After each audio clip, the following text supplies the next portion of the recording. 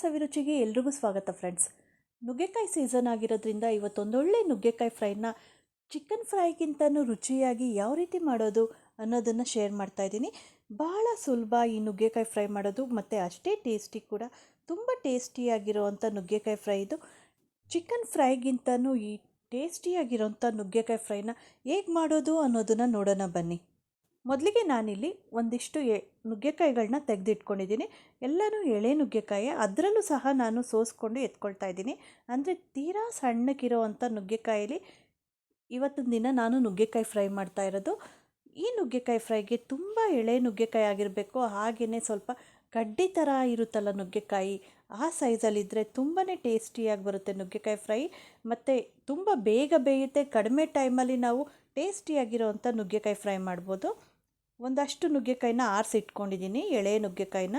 ಒಂದಿಷ್ಟನ್ನು ನಾನು ಸಾಂಬಾರಿಗೆ ಅಂತ ತೆಗೆದು ಪಕ್ಕಕ್ಕೆ ಇಟ್ಕೊಳ್ತೀನಿ. ಇಷ್ಟರಲ್ಲಿ ನಾನು ಸಿಪ್ಪೆ ತೆಗೆದು ಸಣ್ಣ ಸಣ್ಣಕ್ಕೆ ಕಟ್ ಮಾಡ್ಕೊಳ್ತೀನಿ.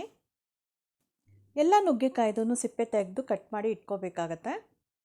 ನೋಡ್ತಿರ್ಬೋದು, ನಾನು ಸ್ವಲ್ಪನೇ ಸಿಪ್ಪೆ ತೆಗಿತಾ ಇದ್ದೀನಿ. ನಾರಿನಂಶ ಸ್ವಲ್ಪ ನುಗ್ಗೆಕಾಯಲ್ಲಿ ಬಿಟ್ಟರೆ ಫ್ರೈ ಆದ್ರೂ ಟೇಸ್ಟಿಯಾಗಿ ಬರುತ್ತೆ, ಮತ್ತು ಸಾಂಬಾರಾದ್ರೂ ಅಷ್ಟೇ ತುಂಬ ನಾರಿನಂಶ ತೆಗಿಬಾರ್ದು. ಈ ರೀತಿ ಒಂದು ಅರ್ಧ ಬರ್ಧ ಅಷ್ಟು ತೆಗೆದ್ರೆ ಒಳ್ಳೆಯದು, ತುಂಬ ಟೇಸ್ಟಿಯಾಗುತ್ತೆ. ಗೊಜ್ಜಾದರೂ ಸರಿ, ಫ್ರೈ ಆದರೂ ಸರಿ, ಸಾಂಬಾರಾದರೂ ಸರಿ. ಈಗೆಲ್ಲನೂ ಸಿಪ್ಪೆ ತೆಗೆದು ಇಟ್ಕೊಂಡಿದ್ದೀನಿ. ಈಗ ಒಂದಷ್ಟು ನುಗ್ಗೆಕಾಯಿನ ಕಟ್ ಮಾಡಿ ಇಟ್ಕೊಂಡಿದ್ದೀನಿ, ನೋಡ್ತಿರ್ಬೋದು. ಇಷ್ಟ ಆದರೆ ಸಾಕು. ಒಂದು ಟೈಮ್ಗೆ ಒಂದು 4 ಜನಕ್ಕೆ ಆಗೋಷ್ಟು ನುಗ್ಗೆಕಾಯಿ ಫ್ರೈನ ನಾವು ರೆಡಿ ಮಾಡ್ಬೋದು. ಚೆನ್ನಾಗಿ ಒಂದೆರಡು ಸರಿ ವಾಶ್ ಮಾಡಿ ಅದಕ್ಕೆ ಒಂದು ಅರ್ಧ ಗ್ಲಾಸಷ್ಟು ನೀರು ಹಾಕ್ಕೊಂಡು ಒಂದು ಅರ್ಧ ಸ್ಪೂನಷ್ಟು ಉಪ್ಪು ಹಾಕ್ಕೊಳ್ತೀನಿ. ಈಗಲೇ ಉಪ್ಪು ಹಾಕೋದ್ರಿಂದ ಚೆನ್ನಾಗಿ ಉಪ್ಪು ಹಿಡಿಯುತ್ತೆ, ಮತ್ತು ಬೇಗನೂ ಬೇಯುತ್ತೆ, ಮತ್ತು ಟೇಸ್ಟಿಯಾಗಿ ಬರುತ್ತೆ.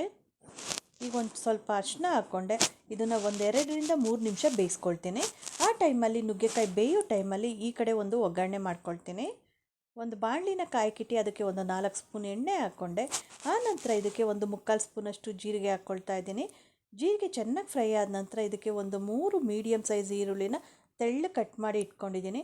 ಈರುಳ್ಳಿ ಸ್ವಲ್ಪ ಜಾಸ್ತಿ ಹಾಕಿದ್ರೆ ಈ ನುಗ್ಗೆಕಾಯಿ ಫ್ರೈ ತುಂಬ ಟೇಸ್ಟಿಯಾಗಿ ಬರುತ್ತೆ. ಈರುಳ್ಳಿ ಸ್ವಲ್ಪ ಜಾಸ್ತಿ ಹಾಕಿ ಮಾಡೋದನ್ನು ಟ್ರೈ ಮಾಡಿ. ಹಾಗೆ ಒಂದು ಸ್ವಲ್ಪ ಕರಿಬೇವು ಹಾಕ್ಕೊಳ್ತೀನಿ. ಈರುಳ್ಳಿ ಕಲರ್ ಚೇಂಜ್ ಆಗೋ ತನಕ ಫ್ರೈ ಮಾಡ್ಕೋಬೇಕಾಗತ್ತೆ. ಇದಕ್ಕೆ ಸಾಸಿವೆ ಹಾಕೋ ಅಗತ್ಯ ಇಲ್ಲ, ಸಾಸಿವೆ ಹಾಕಿದ್ರೇ ಆ ಟೇಸ್ಟೇ ಬೇರೆ ರೀತಿ ಬರುತ್ತೆ. ಜಸ್ಟ್ ಜೀರಿಗೆ ಹಾಕಿದ್ರೆ ಸಾಕು. ನೀಟಾಗಿ ಫ್ರೈ ಮಾಡ್ಕೋಬೇಕು. ಈ ಬಣ್ಣಕ್ಕೆ ಈರುಳ್ಳಿ ಕಲರ್ ಬಂದರೆ ಸಾಕು, ಇಷ್ಟು ಕಲರ್ ಚೇಂಜ್ ಆದರೆ ಸಾಕು. ನೋಡ್ತಿರ್ಬೋದು, ಈಗ ಸ್ಟವ್ ಲೋ ಫ್ಲೇಮಲ್ಲೇ ಇದೆ. ನಾನು ಲೋ ಫ್ಲೇಮಲ್ಲೇ ಇಟ್ಕೊಂಡು ಮಾಡ್ತಿರೋ ಅಂಥದ್ದು. ಈಗ ನುಗ್ಗೆಕಾಯಿನ ಹಾಕ್ಕೊಳ್ತಾ ಇದ್ದೀನಿ, ಬೆಂದಿರೋ ಅಂಥ ನುಗ್ಗೆಕಾಯಿನ ಹಾಕ್ಕೊಳ್ತಾ ಇದ್ದೀನಿ. ಒಂದು 3 ನಿಮಿಷ ಬೇಯಿಸಿರೋದು ಅಷ್ಟೇ. ಎಳೆದಾಗಿರೋದ್ರಿಂದ ಬೇಗ ಬೇಯುತ್ತೆ. ಬೆಂದಿರೋ ಅಂಥ ನುಗ್ಗೆಕಾಯಿನ ಹಾಕ್ಕೊಂಡಿದ್ದೀನಿ. ಒಂದು ಸ್ವಲ್ಪ ನೀರನ್ನ ತೆಗೆದುಬಿಟ್ಟು ಹಾಕ್ಕೊಂಡಿದ್ದೀನಿ. ನಾನು ಇಷ್ಟೇ ನೀರು ಹಾಕೋದು, ಅದಕ್ಕೋಸ್ಕರ ನೀರು ನೋಡ್ಕೊಂಡು ಬೇಕಾದರೆ ಹಾಕ್ಕೋಬೋದು ಆನಂತರ ಫ್ರೈಗೆ. ನಾನು ಸ್ವಲ್ಪ ಡ್ರೈ ಥರ ಮಾಡ್ತಿರೋದು. 1-2 ಸ್ಪೂನಷ್ಟು ಚಿಲ್ಲಿ ಪುಡಿ ಹಾಕ್ಕೊಳ್ತಾ ಇದ್ದೀನಿ, ಖಾರಕ್ಕಂತ 1-2 ಸ್ಪೂನಷ್ಟು ಚಿಲ್ಲಿ ಪುಡಿ ಹಾಕ್ಕೊಂಡೆ. ಆನಂತರ 1/4 ಸ್ಪೂನಷ್ಟು ಪುಡಿ ಉಪ್ಪು ಹಾಕ್ಕೊಳ್ತಾ ಇದ್ದೀನಿ. ನುಗ್ಗೆಕಾಯಿ ಬೇಯೋದಕ್ಕೂ ಉಪ್ಪು ಹಾಕಿರೋದ್ರಿಂದ 1/4 ಸ್ಪೂನ್ ಹಾಕಿದ್ರೆ ಸಾಕು. 1/4 ಸ್ಪೂನಷ್ಟು ಗರಂ ಮಸಾಲ ಹಾಕ್ಕೊಳ್ತಾ ಇದ್ದೀನಿ. ಹಾಗೆ ಒಂದು ಅರ್ಧ ಸ್ಪೂನಷ್ಟು ಧನಿಯಾ ಪುಡಿ ಹಾಕ್ಕೊಳ್ತೀನಿ. ಧನಿಯಾ ಪುಡಿ ಆಪ್ಷನಲ್ಲು, ಗರಂ ಮಸಾಲ ಮಾತ್ರ ಕಂಪಲ್ಸರಿ ಹಾಕಿ, ತುಂಬ ಟೇಸ್ಟಿಯಾಗಿ ಬರುತ್ತೆ. ನೀಟಾಗಿ ಫ್ರೈ ಮಾಡ್ಕೋಬೇಕಾಗತ್ತೆ ಸ್ಪೈಸಸ್ ಎಲ್ಲ ಹಾಕಿದ್ಮೇಲೆ. ಆನಂತರ ಒಂಚೂರು ಅರಿಶಿನ ಹಾಕ್ಕೊಳ್ತೀನಿ. ಮಧ್ಯದಲ್ಲೇ ಅರಿಶಿನ ಹಾಕಬೇಕಿತ್ತು, ಈಗ ಲಾಸ್ಟಲ್ಲಿ ಹಾಕ್ಕೊಳ್ತಾ ಇದ್ದೀನಿ. ಈಗ ಮುಚ್ಚಿ ಒಂದು 3 ನಿಮಿಷ ಬೇಯಿಸ್ಕೊಳ್ತೀನಿ ಮೀಡಿಯಮ್ ಫ್ಲೇಮ್ ಇಟ್ಕೊಂಡು.